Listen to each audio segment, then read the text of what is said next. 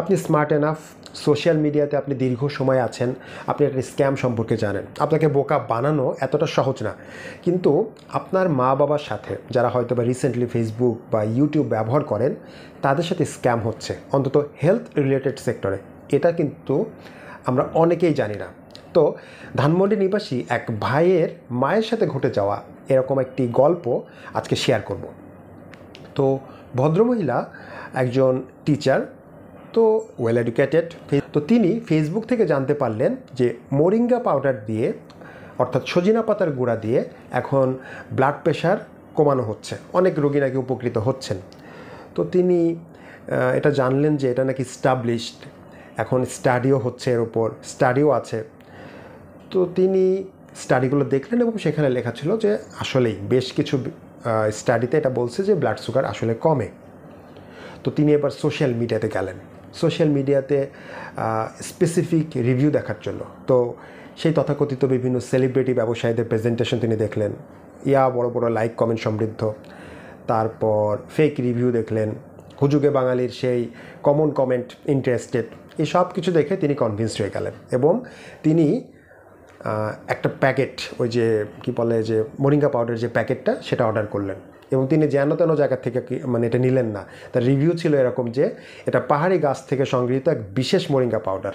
তো যাই হোক, এই তো ওষুধগুলোকে একপাশে রেখে তিনি মোরিঙ্গা পাউডার এখন ডায়াবেটিসের ওষুধ হিসাবে ব্যবহার করা শুরু করলেন। প্রথম 2 থেকে 3 দিন একবার ব্লাড সুগার চেক করে দেখলেন, আগের মতোই আছে। তো ভাবলেন হয়তোবা এটা তো ভালোই কাজ করছে, এবং সবচেয়ে বড় কনফিডেন্স তিনি পাইলেন যে এবার হয়তোবা তাকে আর পিছিয়ে ফিরে তাকাইতে হবে না, বিকজ ডায়াবেটিস যার হয় সেই বুঝে।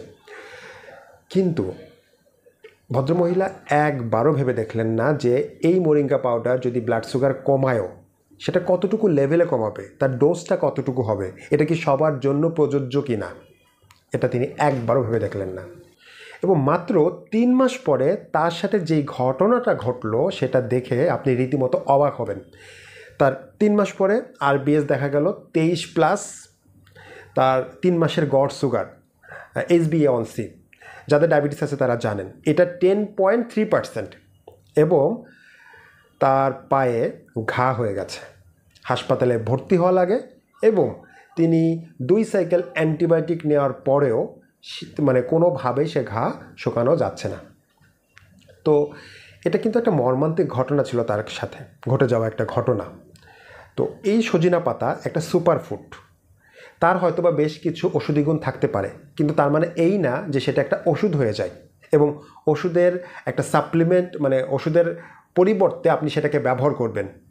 তো তার সাথে যেটা ঘটলো, একে তো তার টাকা পয়সা খরচ হইল, এবং তার যে শারীরিক ভোগান্তি, এই জিনিসটা কিন্তু মানে দেখে আমার মনে হচ্ছে যে সাধারণ মানুষকে, মানে বাঙালিদের অন্তত এই জিনিসটা বোঝানো দরকার যে এরকম একটা ছোট ছোট ভুল কতটা ভয়ঙ্কর আকার ধারণ করতে পারে, সেটা হয়তোবা আমরা এই গল্প থেকে কিছুটা হলেও আঁচ করতে পারলাম।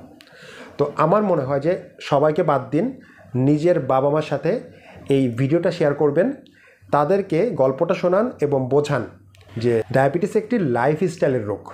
আপনি লাইফস্টাইল পরিবর্তন যদি না করেন, আপনি যদি আপনার খাদ্যাভ্যাস পরিবর্তন না করেন, আপনি যদি এক্সারসাইজ না করেন, কিংবা আপনি এই লুকিয়ে লুকিয়ে মোরিঙ্গা পাউডার খেয়ে ব্লাড সুগার কমানোর যে প্রচেষ্টা, এইটা যদি নেওয়া বন্ধ না করেন, আপনার আর যাই হোক ব্লাড সুগার মানে কন্ট্রোল হবে না। এবং যদি এই ধরনের উলটপালট কাজ করেই ব্লাড সুগার কমানো সম্ভব হইতো, তাহলে বাংলাদেশে অন্তত রেজিস্ট্রেশনকৃত ডায়াবেটিস রোগীর সংখ্যা 1,30,00,000+ হইতো না।